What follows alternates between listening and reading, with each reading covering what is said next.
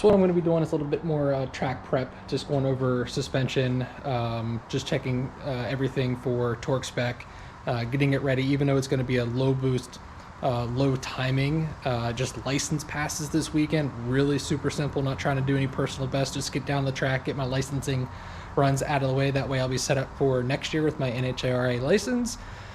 Still going to check over the car, make sure everything's good to go, keep myself and the other racers safe.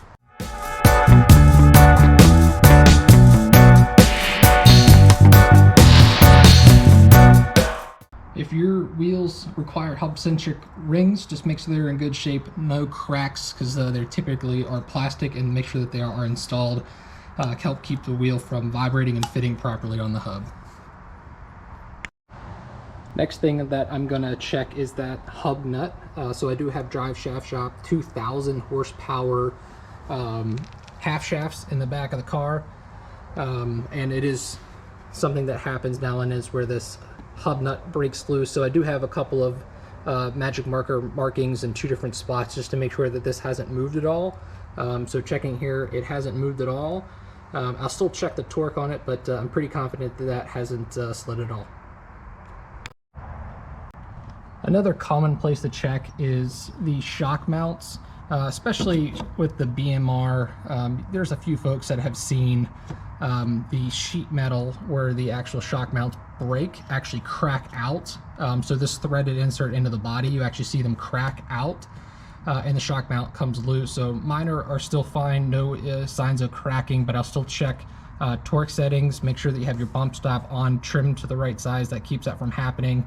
I will double check the settings since these are Crusaders and they're adjustable, so I'll make sure the shocks have the right settings that I'm looking for track. I'll check my brake pads for wear, make sure that they're in tolerance. I'm not going to get myself in trouble down the track at speed. I'll check caliper bolt torque, vertical link, camber link, control arm, toe arms. Another thing that I have had is these jam nuts come loose on the toe arms. So I'm going to double check those as well, make sure that those aren't loose at all.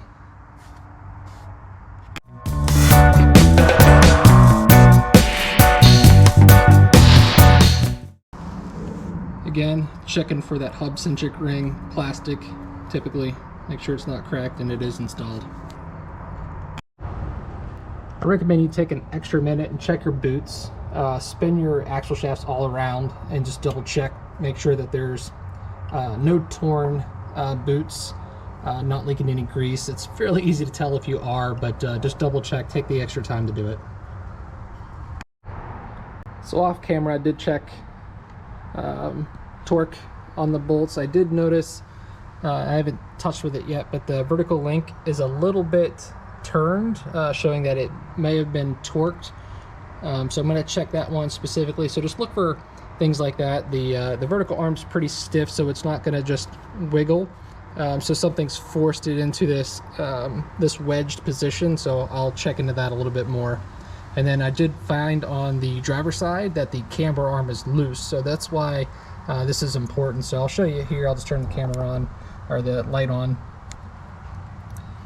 So on the camber arm, you shouldn't get any movement out of this. Like the actual sleeve here that goes back and forth based on your settings should be locked tight with these jam nuts on either side. So this shouldn't move. You do have a joint.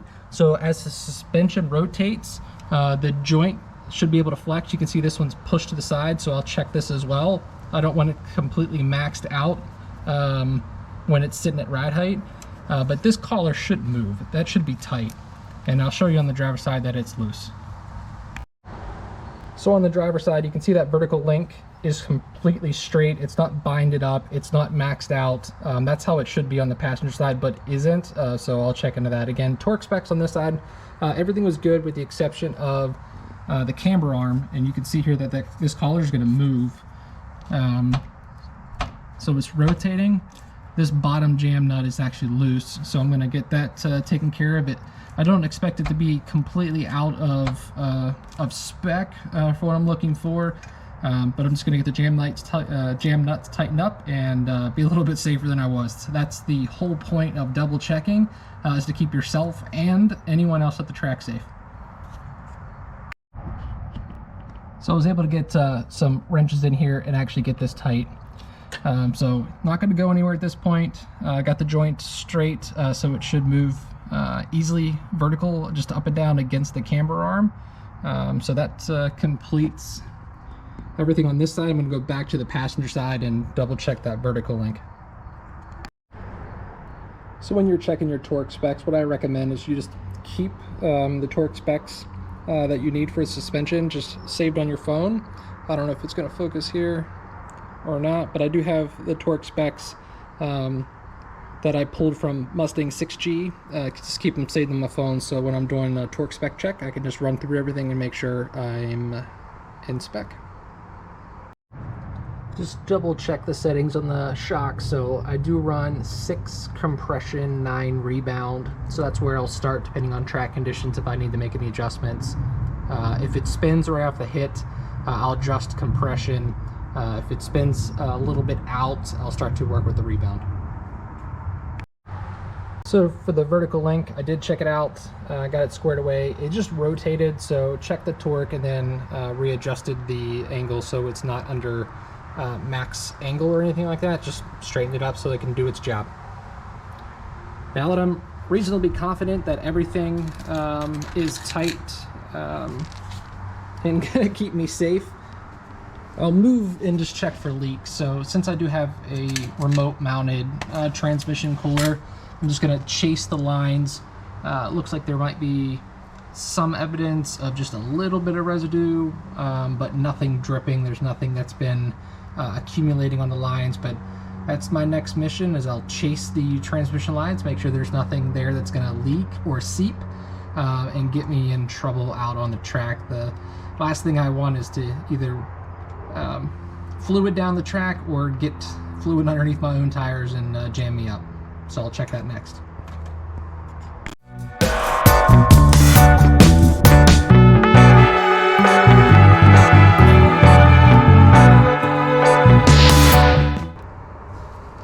So it looks like we might have a little leak from the transmission lines coming out from the transmission here just at this connection. So I'll check that, make sure I clean it up, get it torqued down, and then the quick connect fittings, make sure everything's good there, and then I'll chase the lines heading back. A little hard to see in there, but that's the dipstick. It does have a quick release, so if I need to drop the transmission, I can just quick release it. There is a grommet or a seal up in there. You can see right below that black portion. So I checked that for leaks as well. Thankfully, nothing here today. So next, I'll just check around the torque converter, make sure there's nothing seeping down.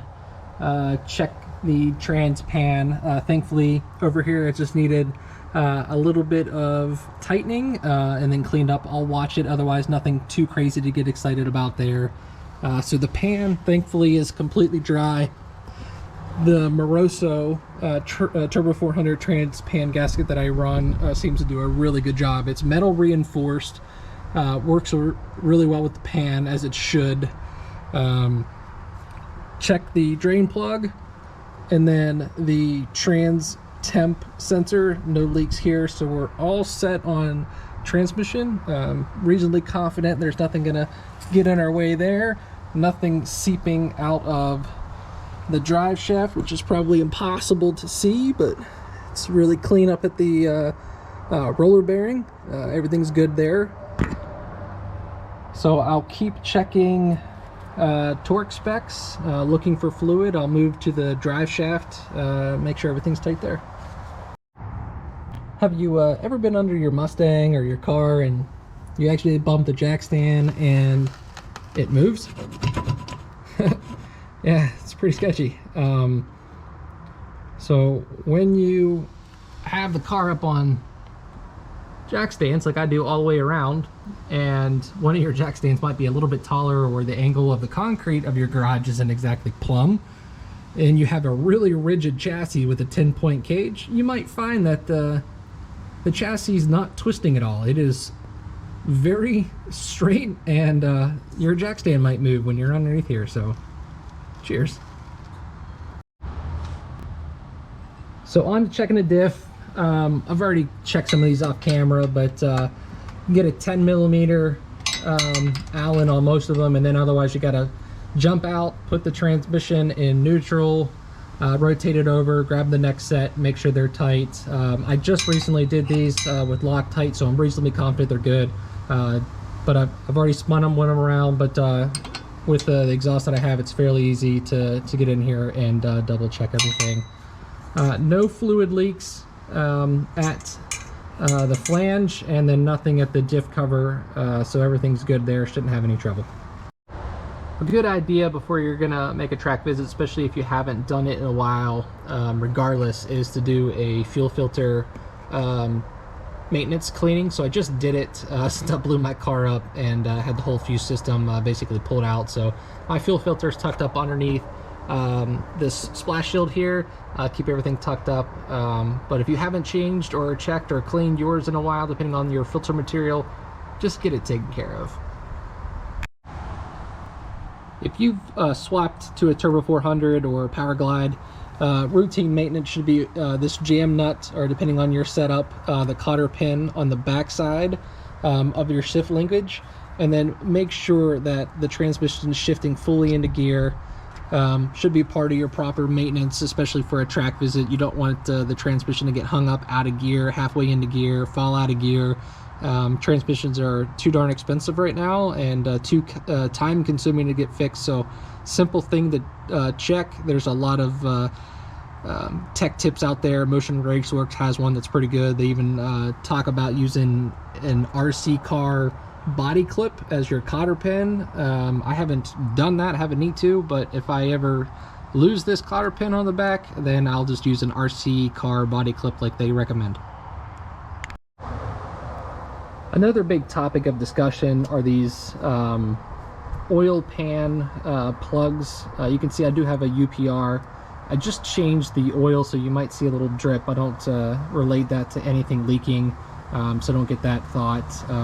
It's just from jamming it back in and tightening it up when I did an oil change just recently. So I don't think it's leaking or anything like that. So and not a product review. If you are going to run this, though, some folks have reported that they shoot out. I haven't, had any issues with mine loosening or backing off, but I do check it and make sure it's tight up against the tab here. Just a little added security, but I haven't had any issue with oil pan plugs, plastic, or the UPR. I've run the UPR for over a year. Next, I'm going to check the bell housing bolts. They haven't come loose on me in the past, but I did notice they weren't very tight after I blew the car up and did the engine swap. They were snug, but not tight enough. So I've already buzzed around, checked everything, but just something, if you pull the transmission out frequently, just buzz back around your bolts, make sure everything's tight. Not going to get yourself in any trouble. I do see I haven't even gotten to the front yet. But the shock settings on this side do not match what's on that side, which might be okay if that's something specific you're trying to drive, just the characteristics of the car, maybe weight, just how your car wants to come off the line or how you want it to react.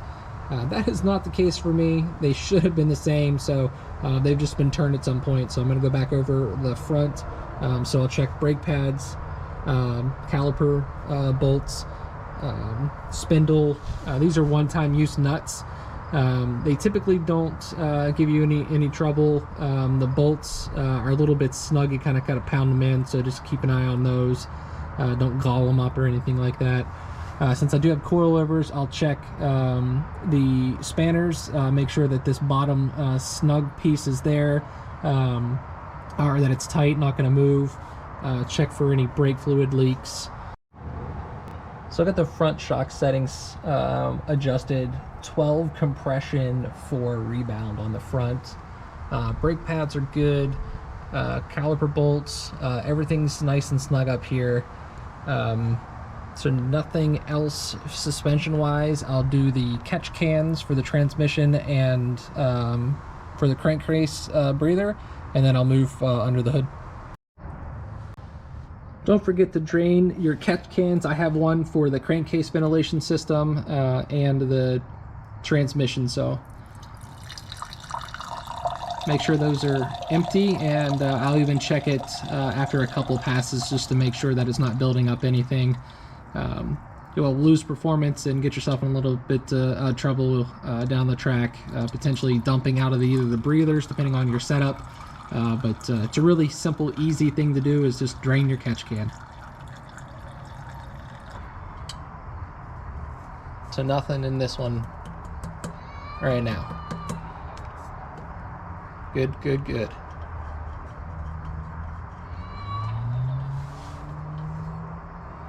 We'll move on. So under the hood, I'm going to check fluids. Make sure coolant is the right color. I'll smell it, make sure that in my case there's no E85 or oil or anything else in there. So thankfully coolant's good. That's my transmission dipstick back here in the back, so I'll check that after it's been idling and run through a couple of gears. Since the car's already off the ground, I can do that here in a little bit. I'll run my hand under all of the fuel system fittings, make sure there's no fuel leaking. If you open the door or press the brake pedal, you don't have to start the car. You can actually build some fuel pressure, and you can check for leaks that way. And then of course, after you get it up to temp, not a bad idea to do that again before you go get in the staging lanes. I have good jam nuts on my regulators for fuel pressure, but these will vibrate and could potentially get your lock nuts loose, so just double check those as well. Anything with fuel you don't want to mess around with if you don't keep good maintenance, which means every now and then pulling your fuel injectors and changing your O-rings. They will dry out, dry rot, especially with E85 if you let it sit. I've learned my lesson with this too. If you actually pull off your oil cap, check underneath. You might get a little bit of moisture, especially with E85 if you run that. Could be an indicator of nothing, or it could be that you might have a compromised head gasket. So I've checked that more often than ever since I did lose a head gasket and ultimately an engine earlier this season. A couple other fluids, brake fluid, make sure that you got enough brake fluid that you're in spec, it's clean. Check your oil. I am going to change the oil in the blower, so I'm going to change that here next, but I'll check the belt, the condition, the blower pulley bolt here in the back, and then anything to do with that crank support. That's spinning at 75,000 RPM, at least up here it is. So I want to make sure everything down here is good and tight, and going to keep the belt on. Alright, when you're going to change your blower oil, you want to first, frustratingly off camera, find where you put the spare oil that you had, and then you find it, and then you can get back to recording. So what I have here are 4-ounce bottles and then 6-ounce bottles. So 6-ounce bottles are for D1X and down, a couple other different style of blowers, typically not super common outside of the D1X, D1SC, P1X, and P1SC use 6-ounce, and then the F1a94, the blower that I have, does use the 4-ounce bottle, so make sure you use the proper amount. And then they always include a spare O-ring and a gasket piece for the dipstick. So if yours is leaking or faulty, missing, if you lose it when you do your change, just swap it out. So we'll be using a 4-ounce bottle that's of Procharged's premium oil, set for all F-Series race model blowers. So to make it a little bit easier, if you don't have one of these nozzle caps for your blower oil, just find one, because it makes it a lot easier to fill, and no need for a funnel. So I'm going to start here with taking the dipstick and the blower fitting here off the top.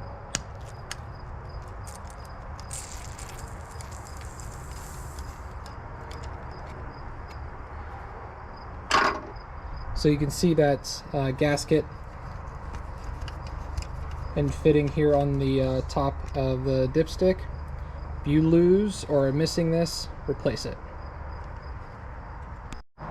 With the dipstick out, I'll just get it all cleaned up, check for any potential damage or anything that's going on with the dipstick that may cause it to be replaced, but thankfully everything is good here.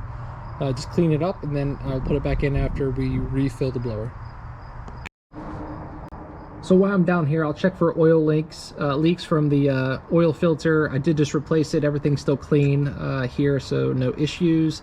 And depending on where you routed your blower drain line, may make this either easy or difficult for you. So I have mine zip tied up here to the transmission harness, so I'll snip this zip tie and then break the drain plug loose.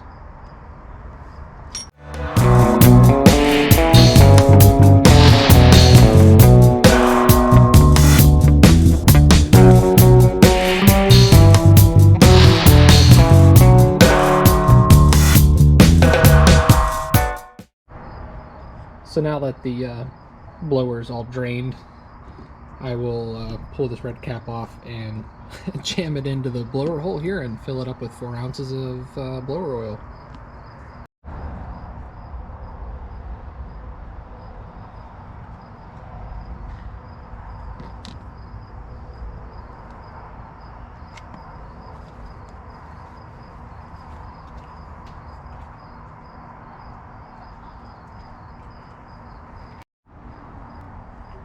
Once the blower is full, remove this little baby bottle.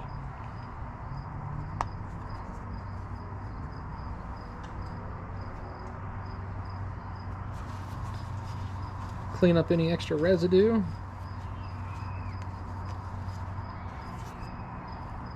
then we'll put the dipstick back down in.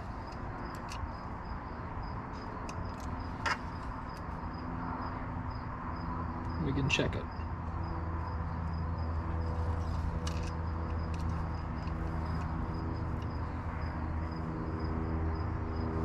Once we're good with the fluid level, we can just finish tightening the fitting. As far as electrical, I'll just make sure I have spare fuses with me. I'll make sure that my connections are tight.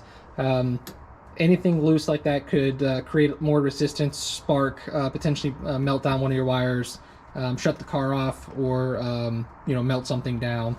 The box, I'll make sure it's secure, make sure the battery's got good charge on it, no alternator issues. For the fuel controller back here, you'll just want to at times cycle your pumps. Make sure that if you have a double hat or a triple hat setup, triple pump or double pump, that each pump is still working. As part of routine maintenance, every couple years or so, I'd probably just change your pumps. They're not that expensive. You're welcome to keep running them, but it's not a bad idea to pull the hat out now and then if you're going to do all that, you might as well change your pumps. So the next system I'll check is the parachute setup. So I'll make sure the parachute release cable is tight, nothing frayed here. There's actually a really good Motion Raceworks video on the ends of these parachute cables fraying and getting stuck. I don't have this nice little collar that they sell. It's only a few bucks. I'll probably get it in the future, but you want to make sure that there's nothing frayed here at the end of your parachute release cable, that the end, the tip that actually slides back out through doesn't have any ridges. I file mine down, but after a while I might build up a little bit of an edge, so just take a file, knock the edge off so that the parachute deploys properly. And then since my system deploys with CO2, I will double check the CO2 system before I go. I do keep 2 bottles with me, so I'll have the ability just to check this. I can actually just turn it on now. See that I have good pressure, so there's enough CO2 in this tank still to go running. No leaks. Gauge is running steady. So nothing to be concerned about here. I do have a spare tank just in case I can take with me. Nothing leaking from the parachute handle. I do check this solenoid, so when the car is actually powered on, it doesn't have to be running, but at least in the on position, I can press the button on the steering wheel, which actually activates the CO2 solenoid, and I'm able to test that that's working, so that I have reasonable confidence that it's going to deploy properly down the track. I really love this Motion Raceworks. CO2 handle. It's been flawless for me. I'm super thankful for that. I love keeping my hands on the steering wheel as much as possible, but like the confidence that I can reach back and throw that lever forward just in case I need to. I talked about it on the window net video, but you'll want to make sure you take the time to check your dates. So my roll cage was certified in 2020, which makes it good until 2022, so no issues on the date there. Just check the rest of your gear.